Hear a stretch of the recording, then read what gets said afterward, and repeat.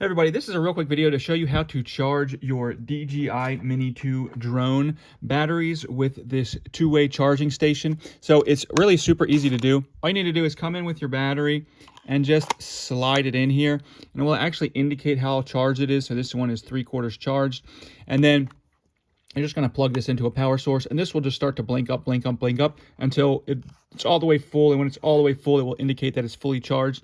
Another thing that's cool about this is two-way charging. So this can charge these batteries, but these batteries and everything, if they're in here, they can also be used. We can turn this on, but here we can use this, and we can charge up the controller as well, just from the USB to this USB-C port in the controller. And you can also really pretty much, charge up anything that you want to with this. Like it can charge up your phone and stuff like that. Anything that can, charge via USB, USB-C.